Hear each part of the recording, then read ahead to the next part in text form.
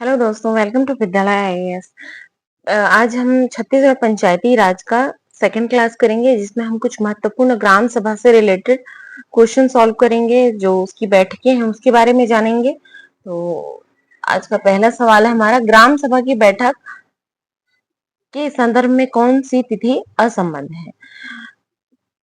Indian constitution में 4 तिथियां हैं, ठीक है। 4 तिथियां। जब ग्राम सभा की बैठक का अधिनियम 1993 में पारित हुआ था, तो इन 4 तिथियों को लिखा गया था, ठीक है। वो है 4 तिथियां, आपको ऐसे याद रखनी है। ग्राम सभा की बैठक के संदर्भ में कौन सी तिथि असंबद्ध है? मतलब 4 तिथियां सही है, एक कोई तिथि है जो गलत है। इसका जवाब आप कमेंट बॉक्स में भी दे। ऐसे आप याद रखिएगा, 23, 24, ठीक है। फिर इस 24 की जगह 1 कर देना है, ठीक है। ये मेन, ये 3, 4 को पकड़ना है। फिर 2 0 और 0 2। सबसे पहले आता है 23 जनवरी। 23 जनवरी, फिर 14 अप्रैल बाबा साहब अम्बेडकर का जन्मदिन। फिर आता है 20 अगस्त और एक आता है 2 अक्टूबर, ठीक है। ये 4 डेट हैं जो जरूरी हैं। फिर उसके अलावा 2 महीने और हैं, जैसे जून में कोई सुझाई गई तिथि हो और नवंबर माह में कोई सुझाई गई तिथि हो। साल में 6 बार अनिवार्य रूप से ग्राम सभा की बैठक होनी चाहिए, मतलब 3 माह में 1 बार, ठीक है। और साल में 6 बार कंप्लीट होना चाहिए बैठक। 23 जनवरी, 14 अप्रैल, 20 अगस्त और 2 अक्टूबर, ये चारों बैठक हैं जो दिन के हिसाब से दिए हुए हैं, और जो माह के हिसाब से हैं वो जून और नवंबर में दिए हुए हैं। अगला क्वेश्चन हम करते हैं, ग्राम सभा की गणपूर्ति के विषय में क्या सही है? तो जो ग्राम सभा होती है वो मेन जो ग्राम के सदस्य होते हैं उनसे मिलकर बनती है, ठीक है। तो यहाँ पे गणपूर्ति थोड़ा सा यहाँ पे अलग आता है, 1/2 होता है गणपूर्ति, ठीक है। एक सॉरी 1/2 उपस्थिति ही कोरम होता है गणपूर्ति, और उसमें महिलाओं की स्थिति 1/3 होनी चाहिए, मतलब इस 1/2 का 1/3 महिलाएं होनी चाहिए, ठीक है। और इसके लिए कौन उत्तरदायी होता है? तो सरपंच और पंच उत्तरदायी होते हैं। ये भी तो हमारा कौन कौन सा सही हो गया? 2, 3 और 6। 2, 3 और 6 आंसर हो जाएगा यहाँ पे सी। गणपूर्ति के बारे में देखते हैं। गणपूर्ति पहले तो क्या होता है कि वह न्यूनतम संख्या जिसकी उपस्थिति में पंचायत का कार्य शुरू किया जा सके, गणपूर्ति कहते हैं। संख्या होती है, मतलब ग्राम सभा का कार्य शुरू किया जा सके। कुल सदस्य संख्या का 1/2, ठीक है। 1/2 जिसमें 1/3 महिलाएं होनी चाहिए। उत्तरदायित्व यहाँ पे सरपंच और पंचों का होता है, गणपूर्ति का उत्तरदायित्व। यदि गणपूर्ति न हो तो क्या होता है? बैठक स्थगित हो जाती है। क्वेश्चन आता है एग्जाम में, अगर ग्राम सभा की बैठक में गणपूर्ति न हो तो क्या होगा? बैठक स्थगित हो जाएगी, ठीक है, स्थगित हो जाएगी।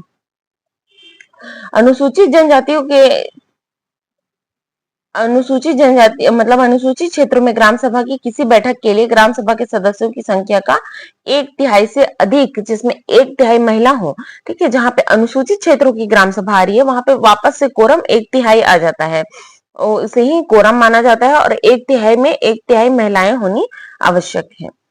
मतलब 1/3 में 1/3 का मतलब है कि जैसे अगर एक ग्राम की संख्या है, मान लीजिए 300, ठीक है, तो उसमें जब तक 100 अनुसूचित क्षेत्र में अगर 100 उपस्थिति नहीं होगी तब तक बैठक स्टार्ट नहीं होगा, और उस 100 में भी करीबन 33-34 महिलाएं होनी चाहिए। और इसमें क्या होता है, मतलब ग्राम सभा की बैठकों में वार्षिक कार्य योजना, हितग्राहियों का चयन, वार्षिक बजट, लेखा और प्रशासनिक प्रतिवेदन पर प्रस्ताव ग्राम सभा द्वारा ग्राम सभा गणपूर्ति हो तो भी पारित की जा सकती है। क्या क्या? कोरम हो तभी पारित होता है, ठीक है। वार्षिक कार्य योजना, हितग्राहियों का चयन, वार्षिक बजट, लेखा, प्रशासनिक प्रतिवेदन और पर प्रस्ताव, ये सब चीजें जब कोरम होता है तभी पारित हो सकती हैं। अगला है, यदि ग्राम सभा की बैठक में गणपूर्ति नहीं हो तो क्या होगा? अभी हमने पढ़ा, क्या होगा? ग्राम सभा की बैठक स्थगित हो जाएगी। और ये जो है उत्तरदायित्व किसके ऊपर होता है? सरपंच और पंचों के ऊपर होता है। ग्राम सभा की लगातार 3 बैठकों में कोरम पूर्ति न होने का पर संबंधित जो पंच और सरपंच होते हैं उनके खिलाफ नोटिस जारी किया जाता है, ठीक है। पहले 2 बैठकों में नोटिस जारी नहीं किया जा सकता। एक बार बैठक आयोजित हुई, कोरम नहीं हुआ, स्थगित हो गई। दूसरे बार आयोजित हुए, कोरम नहीं मिला, मतलब गणपूर्ति नहीं हासिल कर पाए, स्थगित हो गए। तीसरे बैठक में अगर कोरम नहीं आया, ठीक है, तो स्थगित हो मतलब वो फिर पंच और उप सरपंच के खिलाफ नोटिस जाता है। दो ग्राम सभा की बैठकों में कोरम पूर्ति का अवसर दिया जाता है, फिर भी कोरम पूर्ति न होने से पद से हटाने की कार्यवाही की जा सकेगी। लेकिन किसी भी अधिकारी द्वारा सरपंच के खिलाफ तब तक आदेश जारी नहीं किया जा सकता जब तक कि उसे सुनवाई का उचित अवसर ना दिया गया हो।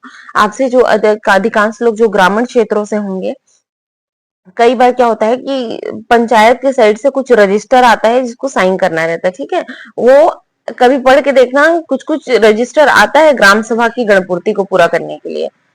फिर इसमें सुनवाई किसके समक्ष होती है? सुनवाई होती है संबंधित पदाधिकारी के सुनवाई के लिए उचित अवसर दिया जाता है। मतलब पंच और सरपंच को सुनवाई का उचित अवसर भी मिलता है, जहां वह अपना स्पष्टीकरण प्रस्तुत करता है, फिर भी यदि दोषी पाया जाए तो निष्कासित कर दिया जाता है। अगला है, पंचायतों और अन्य स्थानीय प्राधिकरणों के बीच विवाद के निपटारे के लिए छत्तीसगढ़ पंचायतों और पंचायत के अन्य स्थानीय प्राधिकरणों के बीच संबंधों का विनियमन 1994 धारा के तहत प्रावधान है। ठीक है, तो ये किसके तहत प्रावधान है? विवाद के निपटारे। यहाँ पे आपको कोट पॉइंट पकड़ना है, विवाद। पंचायतों के विवाद का निपटारा मतलब जो पंचायती राज अधिनियम की धारा है, छत्तीसगढ़ पंचायती राज अधिनियम की धारा, उसके किस धारा के अंतर्गत प्रावधानित किया गया? ठीक है, तो यहाँ धारा 90 के अंतर्गत। हमने पिछले वीडियो में 84 से 94 तक पंचायतों पर नियंत्रण पढ़ा था। यहाँ पे ये है 90, पंचायतों और अन्य स्थानीय अधिकारियों के बीच विवाद होता है तब धारा 90 है। अपील के लिए धारा 91 है। अभिलेख और वस्तुएं वापस कराने तथा धन वसूल करने की शक्ति के लिए 92 और शक्तियों का प्रत्यायोजन के लिए धारा 93 है। अगला है, छत्तीसगढ़ पंचायती राज अधिनियम 1993 लागू होने के बाद किस अधिकरण को जिला पंचायत में विलीन कर दिया गया था? किस अधिकरण को जिला पंचायत में विलीन कर दिया गया था? यहाँ पे याद रखिएगा, जो ग्रामीण विकास अधिकरण था, जिला ग्रामीण विकास अधिकरण, इसको जिला पंचायत में विलीन कर दिया गया था। ठीक है, जिला पंचायत में विलीन कर दिया गया था जिला ग्रामीण विकास अधिकरण को। बाकी सब एग्जिस्ट अभी भी करते हैं। ग्राम सभा की किस बैठक में ग्राम पंचायत का बजट पारित किया जाता है? बजट पारित किस में किया जाता है? बजट पारित किया जाता है साधारण बैठक में। अच्छा, साधारण बैठक के लिए और विशेष बैठक के लिए, दोनों के लिए जो पूर्व सूचना है, मतलब कितने दिन पहले बता दिया जाता है। तो साधारण बैठक के लिए 7 दिन पहले बताना होता है और विशेष बैठक के लिए 3 दिन पहले बताना होता है। ठीक है, ग्राम पंचायत। और बजट किस में पारित किया जाता है? साधारण बैठक में बजट पारित किया जाता है। अगला, ग्राम पंचायतों के कार्यों का सामाजिक अंकेक्षण कौन करता है? बस यहाँ पे एक पॉइंट है कि ग्राम पंचायतों के कार्यों का सामाजिक अंकेक्षण कौन करता है? तो वो करती है ग्राम सभा। ग्राम सभा पंचायती राज में सबसे मूल इकाई मानी गई है। ठीक है, ये क्या करती है, जो जितने भी ग्राम पंचायत होते हैं, 2 या 2 से अधिक ग्राम पंचायतों से मिलकर एक ग्राम सभा बनती है। तो ग्राम सभा में जो ग्राम के सदस्य होते हैं वो बैठते हैं, तो वही क्या करते हैं, ग्राम पंचायतों के कार्यों का सामाजिक अंकेक्षण करते हैं। अब देखते हैं ग्राम सभा की शक्तियां क्या होती हैं। ग्राम सभा की शक्तियां क्या होती है? ग्राम सभा की शक्तियों एवं कर्तव्यों का विनिश्चय राज्य विधानमंडल द्वारा किया जाता है। ग्राम सभा की क्या क्या पावर्स होंगे, क्या क्या उसके कर्तव्य होंगे, ये सभी राज्य विधानमंडल बताती है। इसके द्वारा विभिन्न कार्यक्रमों के अधीन हितग्राहियों का चुनाव और अनुमोदन किया जाता है। ग्राम पंचायत के कार्यों का सामाजिक अंकेक्षण किया जाता है। जैसे अभी हमने पढ़ा, जितने भी ग्राम पंचायत उस ग्राम सभा के अंतर्गत आएंगे, सभी का सामाजिक अंकेक्षण करेंगे। ग्राम सभा के आर्थिक विकास संबंधी कार्य करेंगे, सामाजिक और आर्थिक संबंधी कार्य करेंगे, ग्राम पंचायत के वार्षिक बजट पर विचार करेंगे और उस पर सिफारिश भी देंगे। फिर आगे क्या करेंगे? ग्राम पंचायत की संपरीक्षा रिपोर्ट और वार्षिक लेखाओं पर जांच भी करती हैं। प्लस गरीबी उन्मूलन और अन्य कार्यक्रमों के अधीन जो हितग्राही होते हैं, जैसे इंदिरा आवास योजना, इन सभी का क्या करते हैं, वो भी व्यक्तियों की पहचान करते हैं। क्योंकि आजकल गांव में क्या होता है, जिनके पास बड़े बड़े घर हैं वो भी झुग्गी झोपड़ी के सामने फोटो खिंचा के इंदिरा आवास के लिए एप्लीकेशन डाल देते हैं। ठीक है, तो वहां पर ग्राम सभा का रोल बहुत ही इंपॉर्टेंट हो जाता है। जितने भी हितग्राही होते हैं सबकी पहचान करते हैं। ठीक है, प्लस सामुदायिक कार्यक्रमों के लिए लोगों को गतिशील बनाते हैं और ग्राम के क्षेत्र के भीतर प्राकृतिक स्रोतों का प्रबंधन भी करते हैं। अगला है, छत्तीसगढ़ ग्राम सभा बैठक प्रक्रिया अधिनियम कब पारित किया गया था? कब पारित किया गया था ये अधिनियम? 1994 में पारित किया गया था। ठीक है, ग्राम सभा से संबंधित अधिनियम 1994 में पारित हुए थे। ग्राम सभा की बैठक की सूचना कम से कम सामान्य बैठक, ठीक है, सामान्य बैठक सूचना, सामान्य बैठक कम से कम कितने दिनों पहले दी जानी चाहिए? अब इस मतलब ये क्वेश्चन थोड़ा सा उलट पुलट हो गया, मिसप्रिंट हो गया है। ग्राम सभा के सामान्य बैठक की सूचना बैठक के कितने दिनों पहले दी जानी चाहिए? अभी मैंने बताया था स से सामान्य, स से 7 याद रखना है, ठीक है। और अगर विशेष बैठक की बात आएगी तो वहां पे 3 याद रखना है। विशेष बैठक होने वाला है तो 3 दिन पहले बताना होगा। पूर्व सूचना होती है, पूर्व सूचना 3 दिन पहले ही देनी होती है। ग्राम सभा की बैठकों की अध्यक्षता के विषय में क्या सही है? ठीक है, सही क्या है? सरपंच ग्राम सभा की बैठकों की अध्यक्षता करते हैं। सरपंच की अनुपस्थिति में उप सरपंच ग्राम सभा की बैठकों की अध्यक्षता करते हैं। सरपंच और उप सरपंच की अनुपस्थिति में वरिष्ठ पंच बैठक की अध्यक्षता करते हैं। और देखिए यहाँ पे जो है ना,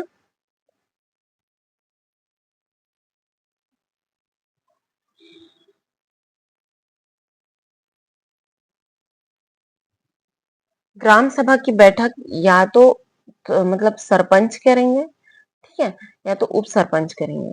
अगर वो नहीं है, ठीक है, तो पंच नहीं करेंगे। इसकी बैठक की अध्यक्षता करते हैं वहां की जो उपस्थित वरिष्ठ सदस्य होते हैं ना, ग्राम सभा का एक वरिष्ठ सदस्य, वो करेंगे बैठक की अध्यक्षता। ग्राम सभा में उपस्थित अध्यक्ष का निर्वाचन, ग्राम सभा में उपस्थित अध्यक्ष का निर्वाचन, पंच और उप सरपंच की अनुपस्थिति में ग्राम सभा में उपस्थित अध्यक्ष का निर्वाचन करते हैं। मतलब जो ग्राम सभा के सदस्य होते हैं वो अध्यक्ष का निर्वाचन करते हैं, उसके बाद वही करेगा। वरिष्ठ सदस्य वाला कॉन्सेप्ट नहीं है।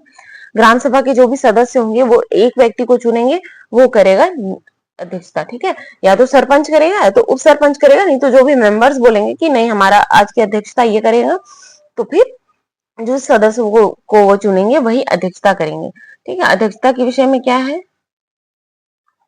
या तो सरपंच करेंगे या तो उप सरपंच करेंगे, नहीं तो वहां के इलेक्टेड मतलब सदस्यों में से कोई एक इलेक्टेड मेंबर करेगा। आंसर हो जाएगा सी। अगला है, ग्राम सभा की बैठकों की अध्यक्षता निम्न प्रकार से की जाती है। ये एक्सप्लेनेशन है, ठीक है, एक्सप्लेनेशन देख लेते हैं हम। बैठक की अध्यक्षता सरपंच करते हैं। यदि सरपंच अनुपस्थित हो तो उप सरपंच करेंगे। यदि सरपंच और उप सरपंच दोनों अनुपस्थित हो तो ग्राम सभा की अध्यक्षता उपस्थित सदस्यों में से किसी एक का, मतलब जो सदस्य होते हैं वो किसी एक का निर्वाचन करते हैं और वही व्यक्ति उस बैठक की अध्यक्षता करते हैं। कौन अध्यक्षता नहीं करता है?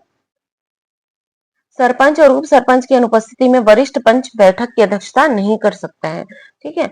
वरिष्ठ पंच यहीं पे फंसाता है क्वेश्चन एग्जाम में, पेपर मतलब पेपर में यहीं पे फंसते हैं कि वरिष्ठ पंच करता है, ठीक है। जबकि वरिष्ठ पंच को यह अधिकार नहीं दिया गया है कि वो ग्राम सभा की बैठक की अध्यक्षता करे, या फिर पंचों को भी एक अधिकार नहीं दिया गया है, और वो कोई वरिष्ठ सदस्य का भी कोई कॉन्सेप्ट नहीं है, ठीक है। जो भी वहां के लोगों के अनुसार कोई बुद्धिजीवी व्यक्ति होगा जिसे वो चुनेंगे वही अध्यक्षता करेगा, अगर पंच मतलब सरपंच और उप सरपंच अनुपस्थित हो। छत्तीसगढ़ में पंचायती राज तंत्र की मूल इकाई क्या है? तो मूल इकाई क्या है? मूल इकाई है ग्राम सभा। अगला है, अनुसूचित क्षेत्रों में ग्राम सभा के विषय में क्या सही है? प्रत्येक ग्राम में एक ग्राम सभा होगी। प्रत्येक ग्राम में एकाधिक ग्राम सभाएं हो सकती हैं। एकाधिक, ये वाला कॉन्सेप्ट है।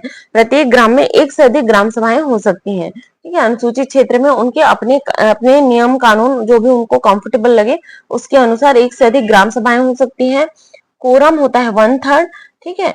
और यहाँ पे क्या होता है कि जो अध्यक्षता होते हैं वो सरपंच नहीं करते हैं, ठीक है। ग्राम सभा की बैठकों की अध्यक्षता सरपंच नहीं करता है अनुसूचित क्षेत्रों के संदर्भ में, ठीक है। तो यहाँ पे थोड़ा सा कॉन्सेप्ट अलग हो जाता है। एकाधिक ग्राम सभाएं होती है, मतलब एक ग्राम है तो उसमें दो या मतलब एक या एक से अधिक भी ग्राम सभाएं हो सकती हैं। कोरम अभी हमने थोड़ी देर पहले पढ़ा था 1/3 होता है। 1/3 में 1/3 भी महिलाएं होनी चाहिए। और अगर 90 कुल सदस्य हैं तो 90 अनुसूचित क्षेत्रों का सदस्य है तो 30 लोग होने चाहिए, और 30 में भी 10 महिलाएं होनी चाहिए, ठीक है। और यहाँ पे मैंडेटरी है कि सरपंच अध्यक्षता नहीं करेंगे। तो आंसर क्या हो जाएगा हमारा? बी। अगला है, संविधान का अनुच्छेद 244 किससे संबंधित है? तो संविधान का अनुच्छेद 244 अनुसूचित क्षेत्रों या जनजातीय क्षेत्रों के प्रशासन से संबंधित है। देखते हैं ये इसके लिए जो 139 क ख ग मतलब ABCD EFGH F तक धाराएं बनाई गई थी, तो आप F ही करके याद रखिएगा। यहाँ पे मैंने क ख ग घ लिखा है, लेकिन आपको एग्जाम में ABCD वाला फॉर्म देखना है, ठीक है। ABCDEF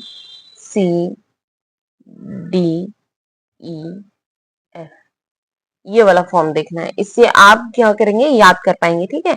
ए से परिभाषाएं, सबसे पहले परिभाषाएं देखते हैं। बी गठन याद रखना है, विघटन, विघटन याद रखेगा।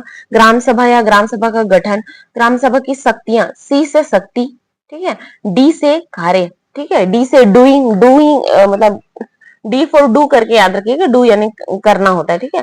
कार्य, कार्य, डी फॉर कार्य। ई फॉर आरक्षण, ठीक है, ई आरक्षण। और फिर एफ से शक्तियां, ठीक है, एफ से शक्तियां, यहाँ पे एफ से शक्तियां याद रखना है। जो हमने मतलब अनुसूचियां नहीं अनुच्छेद पढ़े हैं वो अलग है, ठीक है, उसको अलग करके याद रखना है, ये अलग चीजें हैं। 139 क ख ग घ क ख ग घ अंग च, यहाँ तक जो अनुसूचित क्षेत्रों मतलब अनुसूचित क्षेत्रों में पंचायतों संबंधी विशिष्ट उपबंध बताए गए हैं। अगला क्वेश्चन है, छत्तीसगढ़ पंचायती राज अधिनियम की धारा 14A किससे संबंधित है? 14 क के बारे में हो रहा है, 14 क किससे संबंधित है? यह अनुसूचित क्षेत्रों में पंचायतों के लिए विशिष्ट उपबंध है। अगला है, अनुसूचित क्षेत्र की पंचायती राज छत्तीसगढ़ पंचायती राज अधिनियम के अनुसूचित क्षेत्र की ग्राम सभा की शक्तियां और कृत्य किसके बारे में बताए गए हैं? शक्तियां, सी से शक्तियां, क ख ग, ठीक है, सी। तो आज का हमारा ये वीडियो यहीं तक था। अगर आपको वीडियो अच्छा लगा हो तो प्लीज चैनल को सब्सक्राइब करें, वीडियो को लाइक करें, शेयर करें, आगे भी जुड़े रहें। हम आगे भी बहुत ही इंपॉर्टेंट जितने भी मेन प्री से पहले पहले सब कुछ कवर कर जाएंगे। तो थैंक यू फॉर वॉचिंग और प्लीज सब्सक्राइब करें।